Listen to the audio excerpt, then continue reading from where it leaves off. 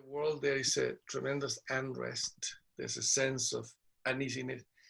And yesterday I was leading a conference and I have people in Hong Kong, I have people from Australia, people from different places. No matter where they were, the sense of lack of peace or unrest is very big. That was number one. And in my interpretation, Jim, I truly believe that we as humanity are attending to the end of an era. I sincerely believe so. The modern perspective is collapsing. I agree. Yeah. And probably that is something that may be part of our conversations. I don't know. I'm just responding to what you said. The other thing that I will point to is to what I've noticed in most conversations I've been having lately also with people from, as I said, different places, is that some people are in a crisis in terms of being locked in and all that. But many other people are living this moment, and many reflections are coming up that were not there when they were having a regular life. And that's also an interesting aspect of our times, what kind of reflections and all of that. And from your side, Jim? Well, I don't know if you had a chance to, or even are aware of my book called Living in a Real-Time World. No, but my notion is that first of all, I think we are going through some kind of massive reconfiguration of reality. Yeah. And call it a paradigm shift or whatever, but it's happening everywhere. Mm-hmm. And it's producing several things, but one of the most profound things that I'm seeing is the relationship we have to time. That the past is no longer informing us in terms of what we can do in the future. Yeah. So when you do that, all of our planning, all of our budgeting, all of our relationship with the future begins to break down. Yeah. And as a concept, I'm using the Star Trek Enterprise as my metaphor that we're going where no one has gone before. Yeah. Yeah, I am with you then in those topics. You know, another thing that for me, within the context of what we have already spoken, but it's very critical also. You know that I am very close. I have a friend at the University of San Francisco, Richard Tarnas, and you probably have. Well, Richard wrote the book, The Passion of the Western Mind. By the way, I have it here.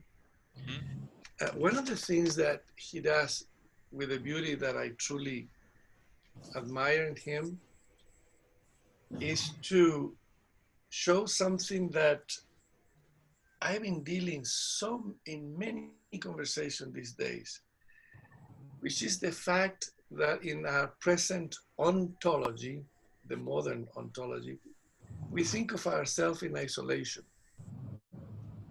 Like, what I mean by that is we rarely think of ourselves as historical beings in a historical context, or being shaped by cultural discourses. We tend to end up with self-accusations, with a little self. Any issue we have is mine, the issue is my blah, blah, blah.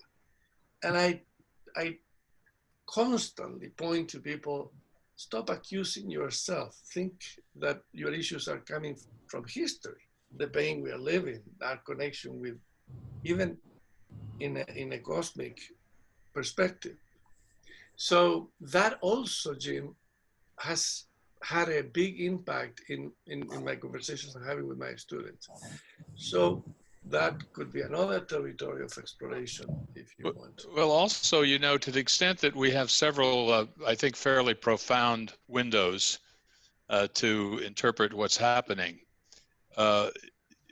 given the theme of what Fernando is trying to do with the 30 days, I've been having a conversation with Fernando's network around why is coaching and what's the role of coaching in the context of this meta change that's going on. Yeah. And Perfect. I love that. I think that it's a beautiful topic in the context. And the last suggestion I have, Jim, would be this. Every time that an era begins to collapse, we witness profound divisions.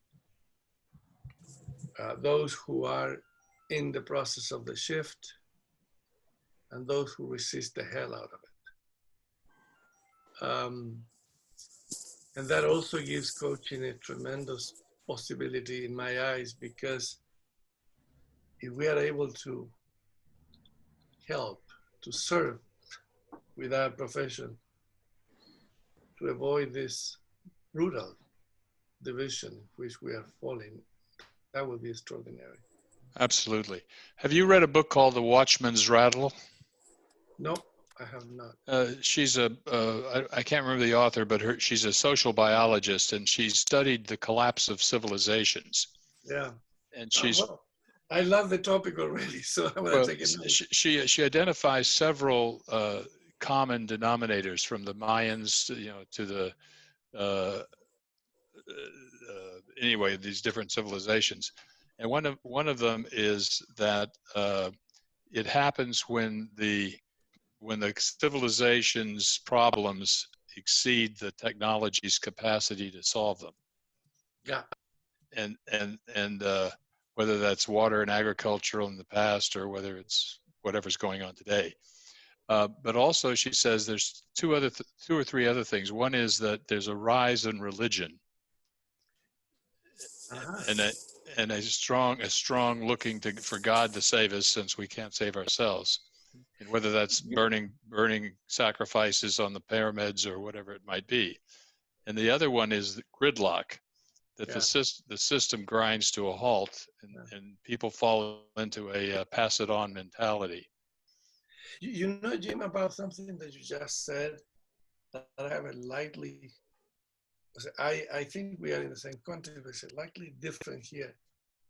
What I've been reading and researching is that the religious militance is dropping, but the spiritual concern is growing. And probably for some people, they call it the same, and they say religion is growing, and maybe the numbers that I've been looking at are not, I don't know, but it's something, it's a great topic. Yeah. Because I see over and over people who tells me, my spirituality is growing, but I'm not religious. Yeah, well, I think yes, I can recognize that in conversations I'm having. I'm in a fairly serious and continuous dialogue with a man named Srini Pillay, Dr. Srini Pillay, P-I-L-L-A-Y. He's a Harvard psychiatrist and neuroscientist. Yeah.